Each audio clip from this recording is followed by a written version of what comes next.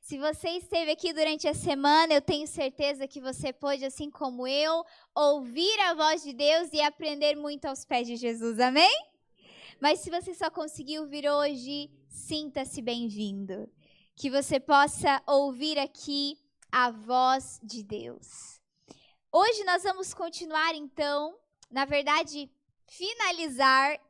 É bom e é ruim, né? É bom que nós chegamos ao final, pela graça e pelo poder de Deus, mas fica com aquele gostinho de quero mais. E é bom que continuemos a estudar em nossas casas, individualmente, esses temas tão importantes, e eu creio que vamos ter outras oportunidades em nome de Jesus.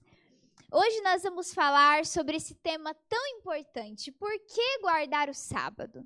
Pode ser que você esteja apenas nos visitando e não entenda muito bem o porquê de hinos que falam sobre o sábado, o porquê de um nome da igreja, sétimo dia, por que isso de sábado, por que não outro dia? E é muito importante que a gente estude sobre isso. É muito importante que a gente vá para a Bíblia e pergunte para a Bíblia, por que esse dia? Para quê? Quem que fez com que esse dia fosse santo? Aonde está escrito isso? O que eu devo fazer nesse dia? São perguntas muito importantes e é sobre isso que nós vamos falar. É um tema que realmente é muito profundo, mas eu oro e peço a Deus para que o Senhor venha nos guiar em mais um estudo. E nesse momento, novamente eu convido você a como está, curva a sua fronte e vamos falar com Deus mais uma vez. Pai querido, Deus de amor, diante da Tua presença nós estamos com a certeza que o Senhor está em nosso meio. Nós oramos, nós louvamos e nós clamamos por Ti. E eu sei que o Senhor ouviu a nossa oração e estará aqui conosco, operando e trabalhando em nossos corações. Que nesse sábado, nesse santo dia que foi separado pelo Senhor, que possamos viver um dia de comunhão, um dia em Tua presença. E que o mesmo Deus que santificou esse dia venha santificar o Teu povo também. Senhor, hoje nós vamos abrir a Bíblia mais uma vez. E nós queremos saber, Pai, as razões de nossa fé. Porque o sábado, o que ele significa para nós? Nos ensine, Senhor. Todo preconceito que está em nosso coração, tire nesse momento. Que possamos estar dispostos a ouvir a Tua voz e que seja apenas a Tua voz a ser ouvida. Em nome de Jesus oramos. Amém e amém. Aonde o sábado teve origem? Vamos abrir a palavra de Deus no livro de Gênesis. Gênesis significa princípio. Todos os nomes de livros da Bíblia, em sua maioria, costumam ter como nome a primeira palavra do livro. E aqui no Gênesis, no primeiro versículo do capítulo 1, diz sobre o princípio, no princípio. Então eu quero começar com você, de fato, no princípio de todas as coisas. Gênesis 1, a partir do versículo 1, nós lemos sobre o relato da criação. E aqui no verso 1, primeiro livro da Bíblia, no primeiro versículo diz assim: no princípio Deus criou o céu e a terra. Ponto. Nós não temos aqui mais informações. Simplesmente diz que existe Deus. Deus, como a gente falou durante a semana, tem vida em si mesmo. Ele não foi originado de nada e nem ninguém. E não dá para explicar isso. Simplesmente ele é Deus. E se um dia ele for explicado, ele deixa de ser Deus e você deixa de ser criatura. Não tente entender o que não foi revelado. Aqui diz no princípio de todas as coisas. Antes mesmo da terra ser formada, antes mesmo de haver criação, Deus já existia, amém? Deus é eterno, Deus é infinito. Deus é uma pessoa, um ser pessoal, não uma força, não o que muitas vezes as pessoas querem definir. Ele é um ser pessoal. E aqui diz, no princípio criou Deus o céu e a terra. Aqui, no idioma original, traz a palavra bará, que significa do nada. Ou seja, do nada, Deus criou tudo. A Bíblia começa dizendo que existe um Criador. A Bíblia começa dizendo que existe um Criador que pensa, um Criador que planeja, existe um designer inteligente. Amém? Tudo nesse mundo é muito bem pensado.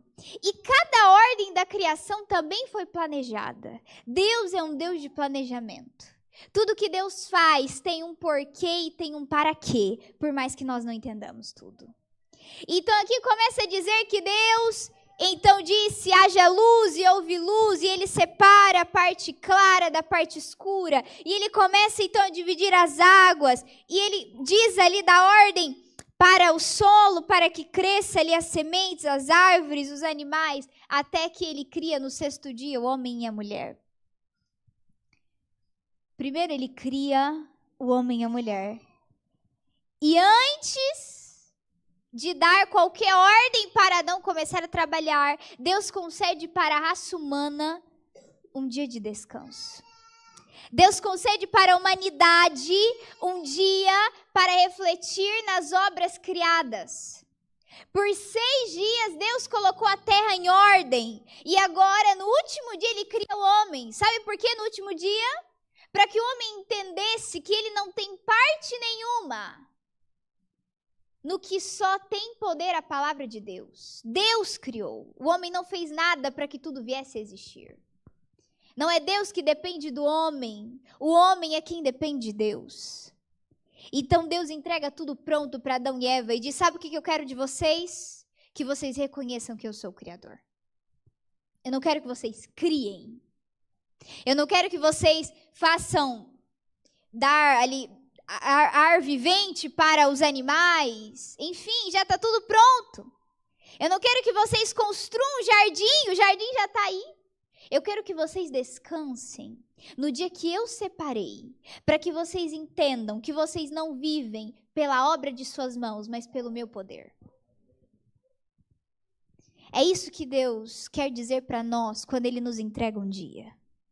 Ele quer que você olhe para a sua semana e pense assim, tudo que eu fiz, todas as minhas obras, todo o meu trabalho, eu não dependo disso. Não é isso que me mantém. Eu tenho um Deus. E eu posso parar um dia e reconhecer que esse Deus vai me sustentar nesse dia, porque o que me sustenta não é o meu braço, não é a minha força, não é o meu dinheiro. Amém? Amém. Na continuação, então, no capítulo 2, eu queria convidar você a ler comigo do versículo 1 ao 3. Gênesis 2, do 1 ao 3, nós lemos o seguinte: assim, os céus e a terra foram finalizados e todo o seu exército. E no 7º dia, Deus concluiu, terminou o trabalho que havia realizado. E ele fez o quê? No 7º dia. De todo o trabalho que havia feito. E Deus abençoou o 7º dia e o santificou, porque nele ele havia descansado de todo o seu trabalho que como Criador fizera, que como Deus fizera. É interessante pensar em um Deus que é onipotente, onisciente, onipresente, mas que de repente precisa descansar. Não faz sentido. Mas a gente entende que Deus, ele é de fato Pai em todos os sentidos. E como Pai, ele dá o exemplo para os seus filhos. Quando Jesus veio a essa terra, no início do seu ministério público, ele se batizou. Por que ele teve que se batizar? O batismo é um resultado de uma decisão ao lado de Jesus. É o reconhecimento de que você se arrependeu, de que você quer uma nova vida. Mas Jesus nunca havia pecado. Não havia pecado em Jesus e nem inclinação para o pecado. Então por que ele deveria se batizar? Jesus disse: ei, João Batista, faça o que eu estou lhe pedindo, para que se cumpra toda a justiça. Antes de pedir algo para nós, Deus mesmo realiza. Isso se chama o método pedagógico de Deus. Ele dá o exemplo. Porque ele sabe que não adianta falar para os filhos fazer algo se a gente não faz. Isso é real. Os filhos não vão fazer o que a gente fala, mas o que a gente faz. Então Deus diz, olha, eu estou descansando para que vocês sigam o meu exemplo. E aqui diz que Deus descansou no 7º dia, sábado. Mas ele não só descansou, o verso 3 diz que ele santificou esse dia. Ele abençoou e ele santificou. O que é santificar algo? Tornar santo, separado. Por exemplo, eu separei essa Bíblia para que nos meus cultos eu possa usá-la. Então eu tenho outras lá na prateleira, mas eu escolho ela, eu separei ela para essa função. Eu levo ela em todas as igrejas que eu vou. Ela tem uma função específica, ela se tornou santa, separada para um fim, para um propósito. E assim foi o 7º dia. Mas o sábado não é só mais um dia do ciclo semanal. Não é só mais um dia que um bando de pessoas que não são normais decidiu descansar e ir para a igreja. Ou quem sabe não fazer nada, né? Não, o sábado é um dia que Deus reservou. É um dia que Ele separou. E quando Deus diz, eu separei isso, quem somos nós para dizer, deixa eu separar outro dia? Quando Deus estabelece algo, isso é como pacto eterno. E tem pessoas que resumem o sábado como sendo destinado a judeus. E eu pergunto aos irmãos, Adão e Eva eram judeus? Os judeus vieram da tribo de Judá, um dos filhos de Jacó. Olha lá onde está Judá na história, nós estamos no princípio. Deus criou o sábado para todo aquele que é filho de Deus. Todo aquele que quer reconhecer a Deus como Criador, então desacelere e descanse no dia que Ele separou. O sábado é um dia de comunhão, o sábado precisa ser um dia diferente. E novamente lá, quando Deus liberta o povo de Israel, Ele repete uma lei que foi estabelecida no Éden. Vá um pouco à frente no livro de Êxodo, no capítulo 20, aqui nós temos o relato dos 10 mandamentos. Abra sua Bíblia em Êxodo 20. E é importante lembrarmos que os 10 mandamentos, eles não se originaram ali no deserto com o povo de Israel. Eles foram apenas citados, repetidos, escritos ali. Mas a lei de Deus é eterna. Amém? Êxodo 20, a partir então do versículo 1. Olha só como Deus começa a falar para o povo de Israel. E Deus falou todas essas palavras dizendo, eu sou o Senhor teu Deus, que te tirei da terra do Egito, da casa da servidão.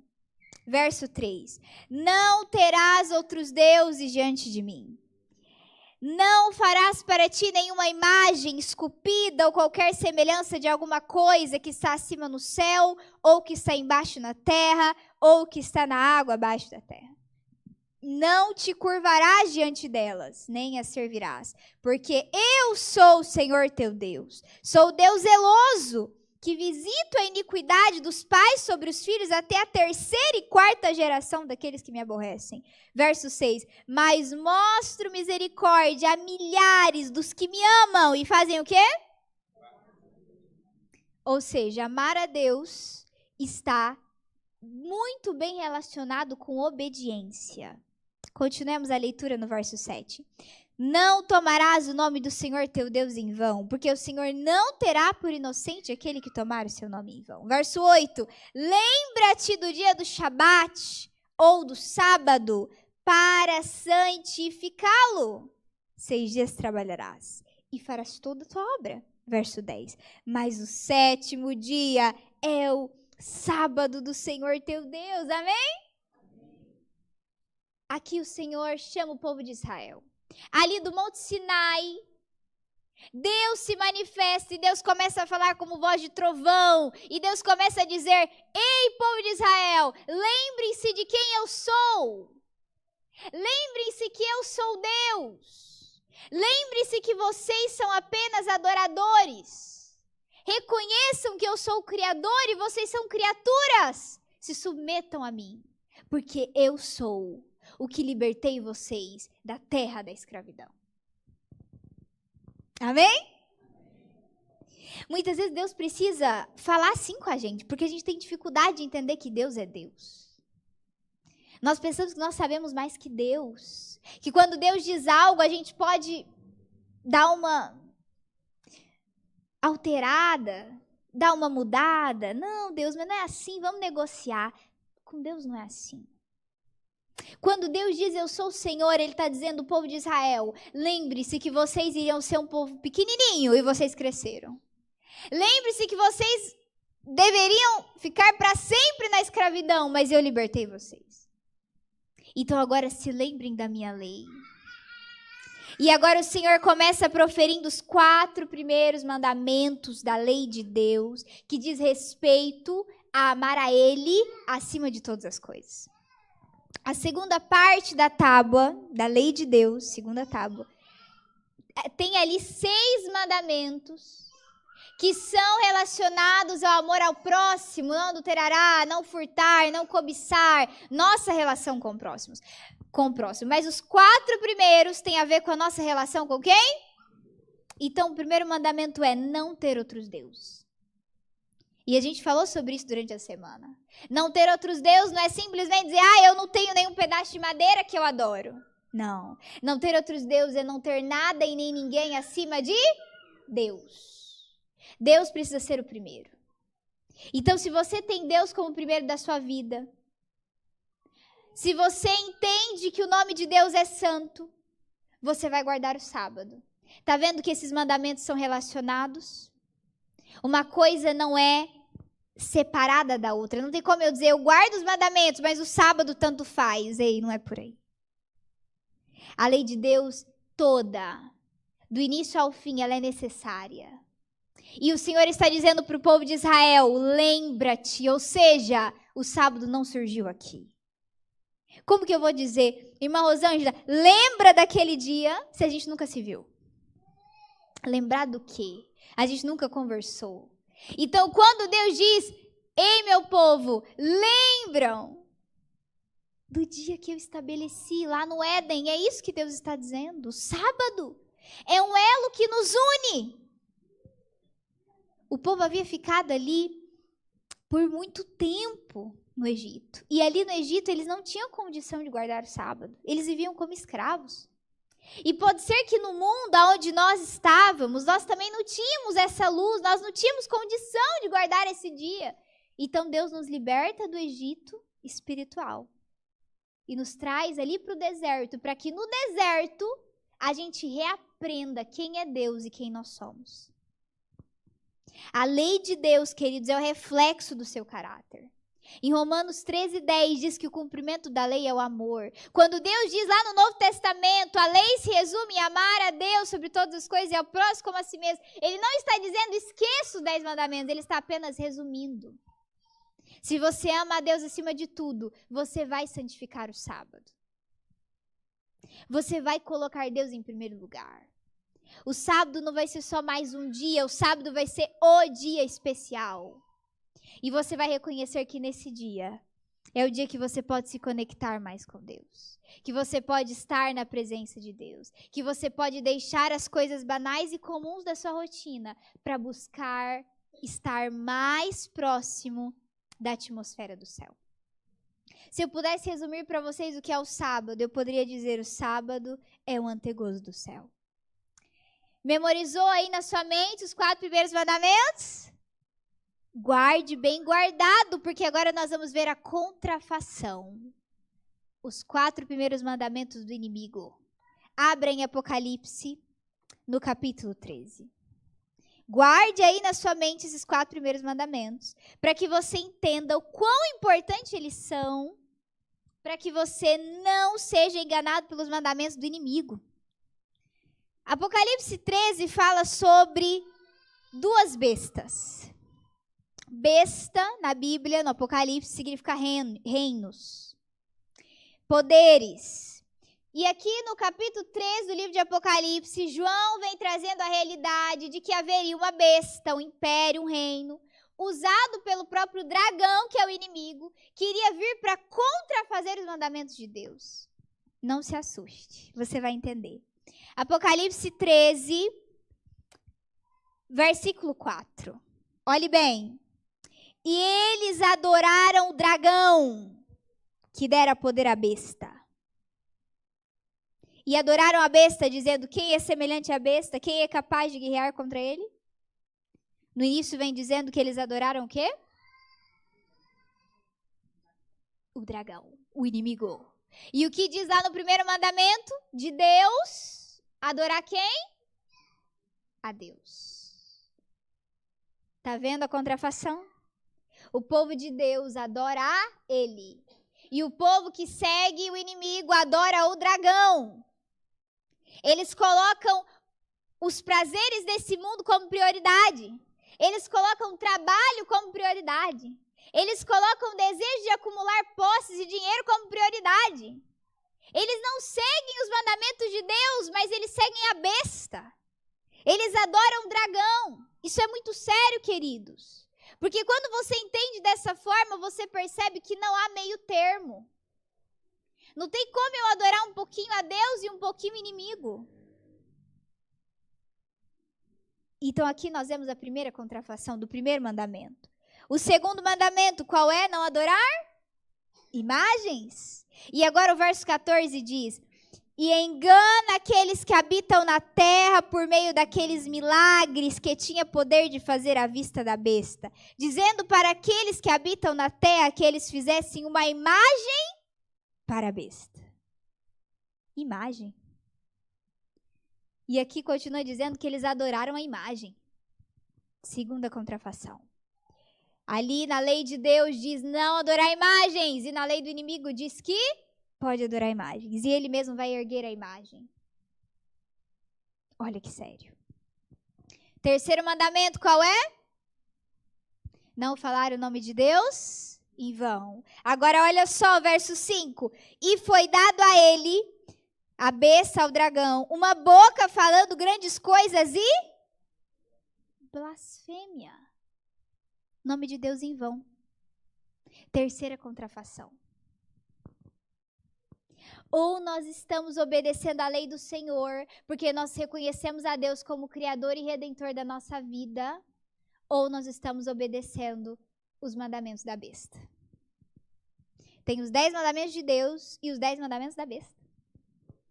Porque ao mesmo tempo que aqui nós estamos falando sobre a nossa devoção a Deus, aqui em Apocalipse nós vemos pessoas que devotam a besta, que não têm reconhecimento para com Deus. E, consequentemente, não amarão o seu próximo. Porque eu só vou amar o próximo se eu amar quem primeiro? Qual que é o quarto mandamento da lei do Senhor? Lembra-te do dia do sábado. E lá no verso 11 diz que o Senhor é o que fez o céu, a terra e o mar e as fontes das águas. O mandamento do sábado tem as características do selo de Deus. Sabe por quê? Porque nos tempos antigos, o selo, ele carregava o nome do rei, do imperador, de quem quer que fosse. Carregava ali o cargo que ele tinha, ou seja, se era rei, imperador, enfim. E o território que ele atuava. No quarto mandamento, nós vemos essas 3 características. Eu sou o Senhor teu Deus, esse é o nome dele. Aquele que fez, ou seja, esse é o cargo dele, o Criador. O céu, a terra e o mar, as fontes das águas, é a sua área de domínio. 3 características de um selo. No quarto mandamento, há o selo de Deus. Então, se ali há o selo de Deus, aqui no Apocalipse 13, nós vamos encontrar algo que é o selo do inimigo, que é a marca da besta. Entendeu? Selo, marca, palavras semelhantes. Vá comigo agora para o verso 16, ainda do capítulo 13. E ele fez com que todos, tanto pequenos quanto grandes, ricos e pobres, livres e escravos, recebessem uma marca em sua mão direita ou em suas testas. A contrafação do inimigo. Parece ser igual, mas não é. Por isso nós precisamos ter discernimento, porque senão nós vamos ser enganados. Por isso você precisa ter a Bíblia como a sua regra de fé, senão você vai se perder. O que a gente disse ontem? A Bíblia é o quê? A luz. E o que mais? O mapa. Se você está na escuridão e você não tem uma lanterna, uma luz, se você não tem um mapa, você não sabe onde virar, onde ir reto, o que vai acontecer? Você vai se perder. Nesse mundo de trevas, você precisa ter a Bíblia como o seu guia, o seu mapa. Eu não estou dizendo que você deve acreditar na Gabriela. Não pense em ficar só com o que eu estou te passando. Porque isso aqui é resultado do que eu estudei e do que eu concluí. Você precisa buscar por si mesmo. Não diga isso, eu vou acreditar porque a Gabi falou, porque o pastor falou, ou porque o padre falou, porque o Papa pregou. Em nome de Jesus, estude. Busque conhecer, porque a luz precisa iluminar o seu caminho.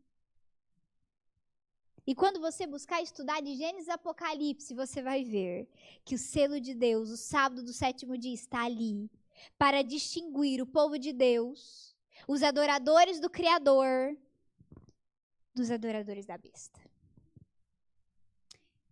Eu queria prosseguir falando com vocês sobre esse tema tão importante.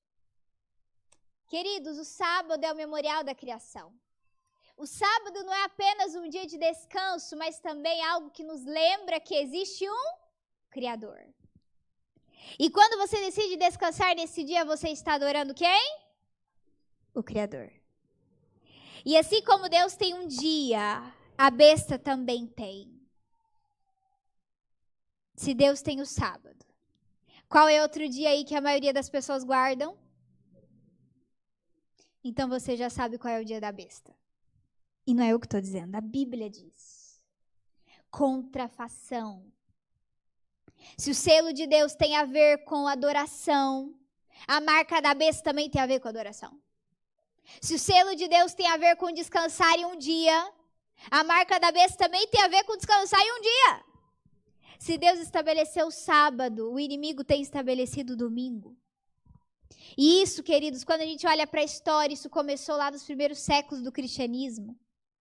Quando os apóstolos começaram a morrer, o povo começou então a perder de vista a base do cristianismo, que é adorar quem? A Deus. E eles começaram a colocar imperadores, seres humanos, como centro da religião. E então o próprio Constantino, por volta do 4º século, ele coloca o dia de domingo como dia oficial de adoração. Não foi Deus que mudou o sábado para o domingo. Isso não está em nenhum lugar de Gênesis e Apocalipse. Isso está na história. Isso está em mentes humanas. Isso está nos planos do inimigo. Deus tem um dia e será esse dia para sempre. No próprio livro de Isaías, diz que de um sábado a outro sábado, nós adoraremos a Deus no novo céus e nova terra. Entenda, queridos, não é só o povo adventista que pensa assim. Isso não nasceu na nossa cabeça. Isso é bíblico. Isso é para todo ser humano, desde Adão e Eva até os redimidos no céu. Amém? O sábado também, queridos, é um dia de descanso. O próprio Deus santificou esse dia e descansou. O sábado também é um dia de bênção e deleite. Às vezes nós colocamos o sábado como sendo um dia do não pode. Eu queria contar um pouquinho do meu testemunho. Eu nasci em um berço adventista. Então, desde que eu entendo por gente, sábado é dia de ir para a igreja. Mas aí no resto do dia é o dia do não fazer nada. Não posso fazer nada, não posso brincar. Eu pensava, né? Não posso assistir meu desenho. Não posso falar qualquer coisa. Então que chegue logo o domingo, né? E para mim, apesar de ser um dia especial, eu amava estar na igreja e a escola sabatina e tudo mais. Eu não via assim tanto propósito nesse dia, eu era apenas uma criança. E eu fui crescendo. E chegou um momento, queridos, que eu tive que tomar uma decisão. Porque sabe que a fé dos nossos pais influencia muito na nossa fé. Mas não é no sentido como uma predestinação. Eu nasci num berço adventista, eu tenho que ser adventista. Não. Deus nos dá a oportunidade de escolha. Então eu fui um dia na escola confrontada quanto ao sábado. Mesmo estudando em uma escola adventista, a maioria das pessoas não são adventistas. E uma vez uma amiga, não sei se com boas intenções, ela começou a me questionar. Por que o sábado? Por quê? O que você faz nesse dia? Pra quê? Por que não outro dia? E aí, sorte minha que o pastor estava passando. Eu falei, pastor, vem aqui. Aí ela, não, pode deixar. Eu acho que ela não queria muito aprender, né? Que o pastor podia explicar melhor que eu. E a partir daquele dia eu fiquei, gente, realmente, comecei a pensar. E no decorrer da minha caminhada, fui crescendo. Não tanto, mas cresci um pouco. Então Deus me perguntou um dia, Gabi, o que você vai escolher para a sua vida? Tudo que você aprendeu até aqui, sábado, alimentação, estilo de vida, o que você deve fazer, onde você deve ir. E aí? É só enquanto você estiver na vista dos seus pais ou enquanto você estiver diante da minha presença? Quando nós nascemos em um lar adventista, talvez a gente não entenda muito o que é ser adventista, porque parece que ser adventista é nascer assim e pronto, é existir. Mas a gente começa a perceber que a gente está indo contramão do mundo. As pessoas não entendem o que a gente faz, no que a gente crê. Muitas vezes a gente é confrontado. E eu tive que tomar uma decisão. Antes de tomar essa decisão, eu tentei me aventurar por aí nos caminhos. Não fui tão longe. Mas fui a um ponto que eu me vi totalmente sem propósito de vida. Eu me vi totalmente sem identidade. Eu me vi como só mais um jovem, mesmo tendo toda aquela base de ensino. Mas Deus me alcançou, amém? Talvez eu estaria perdida dentro da igreja. Talvez eu seria só mais um membro que sentaria no banco, assistiria o culto e voltaria para casa e continuaria vivendo a mesma vida. Mas Deus me chamou a atenção. Não porque eu sou preferida de Deus, porque Ele ama todos nós igualmente. Ele tem chamado a nossa atenção. Ele tem nos questionado. Você quer ser só mais um no meio da multidão? Você quer ser só mais uma jovem, um jovem na sua faculdade? Você quer passar despercebido quando eu te chamei para ser luz? E quando eu estava ali longe dos meus pais, em uma campanha de colportagem, aparentemente sem saber o que eu estava fazendo ali, dentro do banheiro, eu comecei a chorar. E eu falei, Senhor, eu não estou entendendo. O que está acontecendo? E eu não tinha a quem recorrer, porque os meus pais estavam longe. E Deus me levou até ali para eu entender que eu dependo de uma pessoa só, eu dependo dele. Então ali eu fiz uma seguinte oração. Isso era bem raro, eu orava, mas daquele jeito. Senhor, obrigada por esse dia, amém. Mas ali eu fiz uma oração, um pedido tão ousado, que hoje eu nem sei se eu teria coragem de pedir. Eu falei, Senhor, se for do teu propósito, que eu continue aqui. Se o Senhor tiver um propósito para a minha vida, que amanhã, na primeira casa que eu for, eu possa vender tal livro. Livros da nossa igreja, livros de saúde. Mas essa oração foi ousada, queridos, por alguns motivos. Um deles, eu nunca tinha vendido nenhum livro. Segundo, era a minha segunda semana de colportagem na vida. Terceiro, aquele livro era o livro mais caro que tinha. E eu nem pedi, não foi pelo valor. Foi um pedido ousado mesmo. Foi o que veio na minha cabeça, eu pedi. E aí, no outro dia, eu saí. E nos momentos que eu estava ali no campo, eu me sentia muito dependente de Deus. Ali eu comecei a aprender o que de fato era ser uma pessoa cristã. Até então, Cristo, quem é Cristo? Não tinha tanto significado para mim. A mensagem da cruz não me impressionava. A minha consciência estava cauterizada por tudo que eu consumia, pelo modo que eu vivia, mesmo estando dentro da igreja. Mas ali Deus começou a trabalhar na minha vida. E eu bati numa porta, fui atendida. E quando eu estava prestes a concluir a venda, Deus me lembrou da minha oração, porque até eu tinha esquecido. Mas Deus me lembrou. E naquela casa, pela manhã, eu vendi o livro que eu havia pedido a Deus em oração. E aquele senhor era um senhor alto e forte, ele chamava Miguel. Na Bíblia, Miguel é Jesus. Você pode dizer, Gabi, isso é coincidência. Mas eu não acredito em coincidência. Eu acredito em providência. Isso não se trata da venda de um livro. Isso se trata de um chamado. Ali eu entendi que Miguel, ele pode até se fazer de humano para responder a nossa oração. Deus, queridos, precisa influenciar toda a nossa vida. Deus não pode ser só mais uma área da nossa existência. Buscar a Deus não pode ser só mais uma parte da nossa rotina agitada. Deus precisa estar entrelaçado na nossa alma e na nossa vida. Eu precisei estar ali, longe da minha casa, longe da minha rotina, aparentemente sozinha, para provar a Deus e ter a certeza de que Ele é real. E por que eu estou contando isso para vocês? Para que vocês entendam que ninguém da noite para o dia vai se tornar um verdadeiro cristão. Tudo que eu sei hoje, tudo que eu tenho hoje, toda a minha fé é a construção de cada dia que eu peço para Deus me desconstruir de mim e me construir à semelhança dele. Apenas esse milagre isolado na minha vida não ia mudar o meu destino.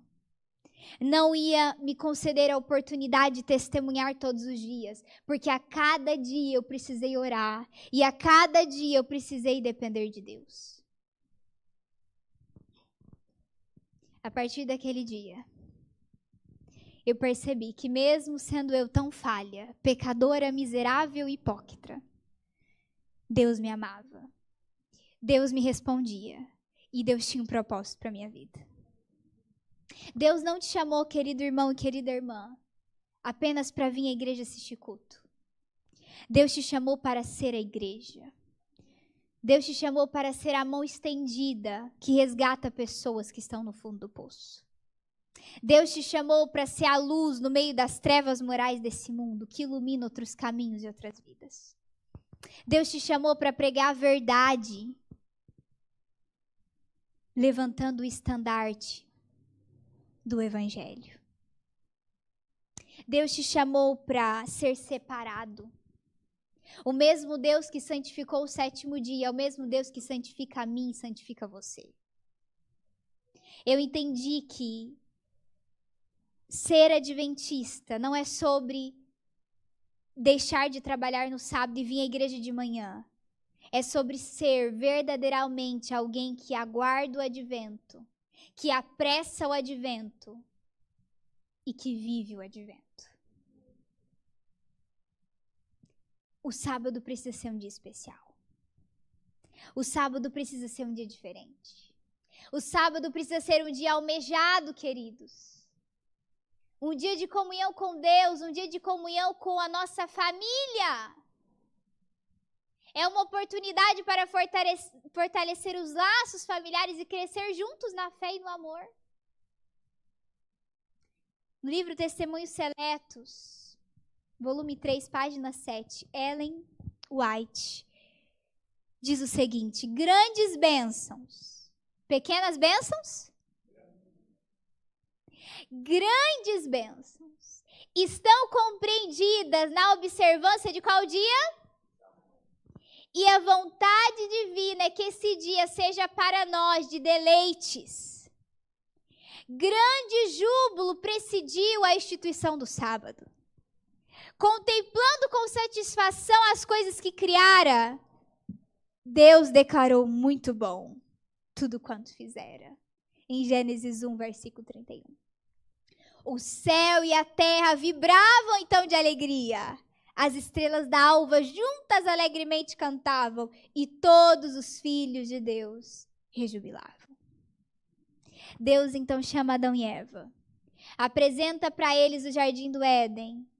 E um dos primeiros presentes que Deus entrega para a raça humana é um dia, o sábado. O sábado é um templo no tempo. Deus não construiu uma igreja. Deus não construiu uma cabana. Deus não construiu ali um lugar escrito igreja. Deus criou um dia. O sábado, queridos, é o templo no tempo. Quando você decide descansar nesse dia, você está dizendo: eu não quero depender do meu dinheiro, do meu trabalho e do meu esforço. Eu dependo de um Deus que é o dono de tudo. E eu decido descansar. Muitas vezes servir a Deus vai exigir que você renuncie o que está te impedindo de servir. Pode ser que muitas vezes você tenha que dizer não para uma faculdade, não para um trabalho, não para uma outra proposta, não para um relacionamento. Porque aceitar a Jesus significa renunciar ao mundo e às suas concupiscências. Se você não está disposto a abrir mão desse mundo e dos prazeres do mundo, então eu não convido você para ser cristão. Gabi, mas isso é forte, é forte. Jesus nunca disse que seria fácil a caminhada. Quando ele chamou os discípulos, ele dizia: olha, eu não tenho nem onde reclinar a cabeça, você quer vir mesmo? Então vem. Mas entenda que para aceitar a Jesus, ele diz: negue-se a si mesmo. Tome a sua cruz e siga-me. Eu não sei qual tem sido a sua cruz. Eu não sei o quão difícil tem sido para você negar o seu eu. Mas eu posso te dizer com completa convicção e por experiência própria, vale a pena deixar tudo por Cristo. Porque você entende que o seu tudo não é a estabilidade financeira, não é o seu trabalho, não é o seu relacionamento. O seu tudo é Deus. Quando você entender que a primeira parte da lei é amar a Deus e servi-lo, você vai entender o que significa a lei de Deus. E na sua vida se cumprirá a promessa que está em Hebreus 8, e aqui eu concluo. Ali em Hebreus 8, o Senhor nos deixa uma promessa maravilhosa, que é o que nos capacita a guardar os seus mandamentos. O povo adventista, queridos, não é um povo legalista que acha que você vai ser salvo por guardar o sábado, que você vai ser salvo por prática A ou B, não. Nós cremos na salvação totalmente pela graça. E é a graça de Deus que nos habilita a obedecer. A obediência aos mandamentos de Deus é a resposta ao amor de Deus por nós. Hebreus 8, verso 10. Porque este é o pacto que farei com a casa de Israel, que farei com a igreja do Alto Moarama, depois daqueles dias. Diz o Senhor: eu porei as minhas leis em suas mentes e as escreverei em seu coração. E eu serei para eles um Deus e eles serão para mim um povo. Amém? É o pacto que o Senhor quer fazer com você e sua casa hoje. Porque você só tem o hoje para fazer a sua decisão. Se você já é um guardador do sétimo dia, glória a Deus. Busque se aprofundar mais com Deus nesse dia. Busque deixar as coisas do mundo. Deixe de lado as redes sociais, a TV, os pensamentos mundanos, as preocupações. Santifique esse dia. Que esse dia não seja só mais um dia banal. Entenda a importância desse dia. E se você ainda não santifica esse dia, se você ainda não conseguiu a oportunidade para guardar esse dia, ore a Deus quanto a isso. porque aquele que te pede é quem te dá força para obedecer. Entregue diante de Deus a sua causa. Diga, Senhor, eu não consigo guardar pelo trabalho, pela situação X, pela situação tal. Resolva. Eu coloco em tuas mãos. E aí você precisa fazer a sua parte, que é tomar a decisão. Quando você dá um passo, Deus move 1000 passos se for necessário. Mas você precisa aceitar que a lei de Deus seja hoje escrita em sua mente, em seu coração. Por isso o selo de Deus é na testa, na sua mente e nas suas mãos, as suas obras. E a marca da besta também? Também é. Então escolha de qual lado você vai estar. Qual mandamento você vai seguir. Qual Deus você vai servir. E quando nós vamos ouvir o último louvor especial, eu convido você a refletir. Responda essas perguntas na sua mente e tome uma decisão. E se for o seu desejo estar ao lado de Jesus, eu convido você a vir à frente hoje. Eu convido você a vir aqui. Não olhe para o lado. Olhe só para cima. Veja Deus te chamando. Aceite esse apelo e se entregue ao Senhor nesta manhã. Amém.